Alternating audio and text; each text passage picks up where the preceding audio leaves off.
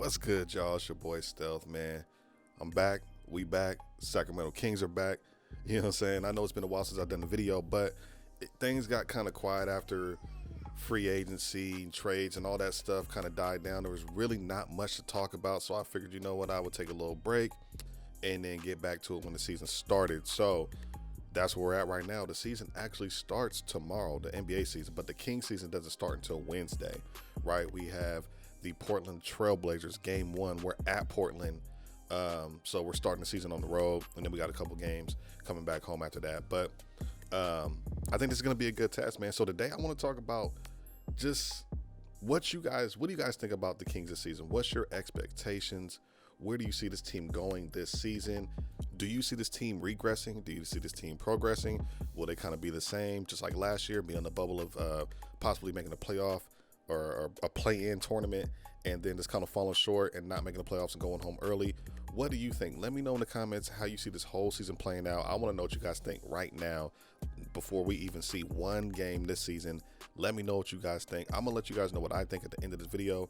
But first, before we get to that point, I do want to touch on what I feel like the Kings need to focus on. 3 main points that I feel like they need to focus on this year in order to get to that next level. All right, so let's get straight to it. The first thing I think the Kings need to focus on is the continued development of Marvin Bagley III. Now, it sounds kind of crazy when we say development, but I mean, because we're year 4 for him, but we're still there right now. He's still on the team. As of now, we did not trade him. So as long as he's on the roster, I don't know if they plan on re-signing him to an extension. I know Mikal Bridges, who was in that same draft class, just got signed to a $90 million contract with the Phoenix Suns. DeAndre Ayton, he's in talks with the Phoenix Suns. He was in that same draft, I believe. So they're doing contract negotiations with him. Luka, we already know he got his huge contract. I think Trae Young has a situation. So all these guys who were in that draft class are locking up their situations and signing these contracts. What's going on with Marvin Bagley III? We don't know. So if he's going to continue to be here, at least for this season, we'll see. But I think one of the things we need to do is make sure that he's on the court. He needs to stay healthy. And I know sometimes we have freak accidents and things like that, freak injuries. But I would just try to make sure that we can keep him as healthy as possible, because he needs to be on the floor for the Kings to be successful. We drafted him second in that draft, and we really haven't gotten a whole lot out of him up to this point. And when he's on the court, he looks pretty good. I mean, last season he averaged 14.1 points, 7.4 rebounds, and 1 assist. The one thing I did not like, though, I felt like his minutes were very sporadic, and he wasn't playing a lot down the stretch towards like the fourth quarter, or if the game was close. He was not on the court, and I'm not sure why. I'm not sure if Luke felt like he was a defensive liability or what the issue was, but I feel like Marvin is a really good rebounder. He has a potential to be, a stretch 4 consistently if he can knock down that corner 3.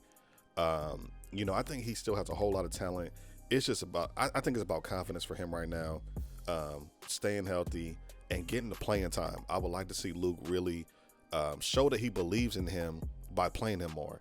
That's if we plan on keeping him. We don't plan on trading him. So I'm assuming that, right? Assuming he's going to be on the team for the foreseeable future. We got to continue to develop him, make sure he's playing down the stretch, keep him healthy. And I would like to see him stretch the floor a little bit. If he can knock down that 3, he's going to be a threat, because he could definitely score around the basket. So if he could knock down that corner 3 to where defenses have to account for that, you could pull him out, put him in the corner. Now you have that lane clear for a De'Aaron Fox to break down his defender, get to that rack, which we all know he can do. So I'm not sure exactly what Luke has planned as far as the offense goes, but I think that would be a great scheme to have, especially something that we can go to late in moments. If he can knock down that corner 3 and we can open up that lane for our guards to really work, the De'Aaron Foxes, the Haliburtons, and the Terrence Davises off the bench and things like that, Davion Mitchell, open up that lane for those guys to work and get to the rack, get foul calls, get layups, things like that, and ones. I think that would be our strength, because we don't really have the best shooters. We're not really like a 3-point shooting team, so we got to get creative on offense. So I think that would be the first start to really getting consistent on offense, to where we can keep up with the scoring and put the pressure on the defense for them to make a decision, guard Marvin Bagley out there or guard the paint. And then, if he's wide open, kick it to him, boom. Now we got a 3-point shot. So I think that is a direction we should go in offensively with Marvin Bagley III. Next, I would just say work on consistency. And if you watched the team last year, you saw there was a lot of bright spots that we had during the season. We were going win streaks. There were times that we looked like a really good defensive team. We looked good on offense. We were knocking out shots. We were passing the ball, moving the ball. But sometimes we get back into those bad habits of one-on-one ball, not moving the ball, the offense getting stagnant, no movement, off ball, things like that on defense, not really guarding the interior, not getting aggressive down there, not making people fight for their baskets and layups and things like that, not really putting the pressure on the defense. I think if we can get consistent with our philosophy, and when we have those bright moments, highlight those moments and really like lock in. Like Luke needs to really be like, yo, that's what I need from you guys right there. Every night, every possession, play hard. And if the guys on the court aren't doing it, now I feel like we have a good enough bench to where, all right, well, De'Aaron Fox, it ain't your night. All right, buddy, it's not your night. All right, well, okay, now we're going to switch it up. We're going to have this bench come in, and they're going to play hard. They're going to work hard. And also, too, like I really like our bench coming into the season. Last season, we didn't have the best bench at the start, and then we kind of improved right before that trade deadline when we got the Terrence Davis and the Mo Harklesses. And our bench play got light years better. We were able to play defense. We were able to score, keep the pace going, because a lot of times we were able to get these leads and we couldn't keep them when the bench came in. So now we have guys who can keep that lead going. And I love Davion Mitchell. In the preseason, he was going crazy on defense. So he's going to bring that defensive intensity. I really like what we have coming off the bench. That's going to help us stay consistent. And when we go on those losing streaks, hopefully we don't have those losing streaks that we had last season. I think we had like 2 9-game losing streaks or something like that, something crazy. So if and when those losing streaks do occur, Luke Walton needs to reel everybody back in and say, hey, let's get back to what we were doing. Play team defense, move the ball. Let's not play hero ball, things like that. And a lot of it's going to be contingent upon him, which brings me to my third key that I feel like the Kings have to focus on or have to get right in order for us to have a successful season. Luke Walton. All right. So I feel like this is a make or break year for him as well. Just how I mentioned with Marvin Bagley, he needs to make the playoffs. If he doesn't make the playoffs, I don't see him being our coach next season. I feel like he has the tools now. He's been with these guys for a minute. They know his system. They know him as a coach. I also like the fact that he added Doug Christie to the coaching staff. I feel like that's going to be a great addition. Now he's in the locker room, and we know Doug Christie knows his stuff. You know what I mean? He's been a long-time commentator, Kings legend. You know what I mean? He was with those old Kings teams with the Chris Webbers and Pages and things like that. So he knows how to win. He's always been a great defender. So I hope that's what he's going to bring to the team, is that defensive mindset, that defensive mentality, and coaching and leadership. So I do think that was a great addition for Luke to add to the bench. Hopefully we see that effect on the team. We see the Doug Christie effect on the team, and I think we're kind of seeing that in preseason. A lot of defensive intensity, and I really honestly feel like that was coming from Doug Christie, if you were to ask me. So just as I said, the players need to be consistent. Luke Walton needs to be consistent with his good coaching. When he's locked in and the teams are getting wins, be consistent, but also don't be afraid to switch it up. There were a lot of times last season where I saw like the offense is really stagnant, and I could tell the defense had figured out what we were doing, but we weren't switching it up. So don't be afraid to kind of throw some different things at the defense, and just maybe put the ball in somebody else's hands, or have somebody else come off the down screens and things like that, pick and rolls, different lineups. You know what I mean? Don't be afraid to try different things. So, but also be consistent with your guys. If you believe in your guys, keep them out there in key moments.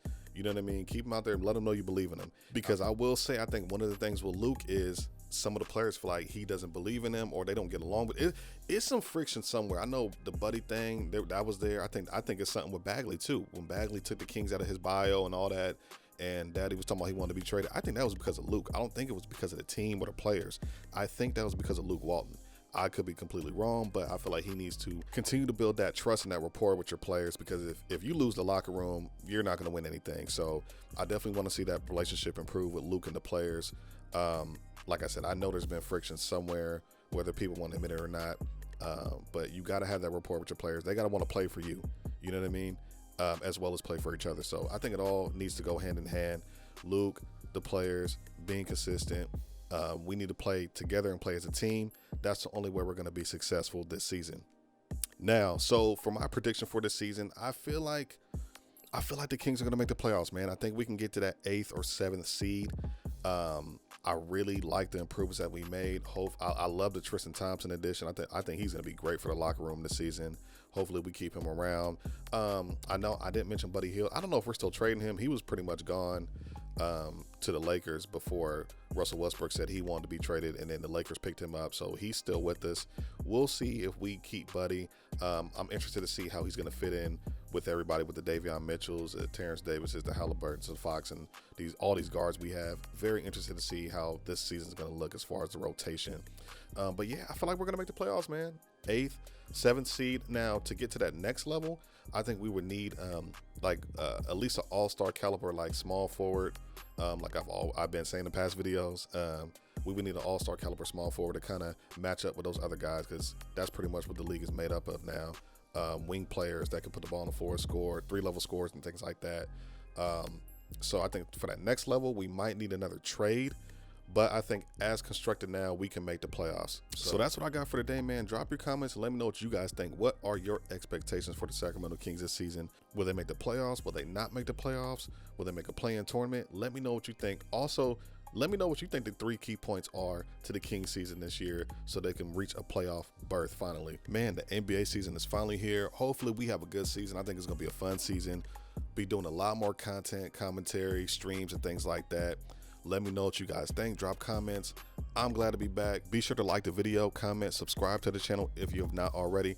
Let's get this season underway. Sacramento Kings, will we make the playoffs? I hope so.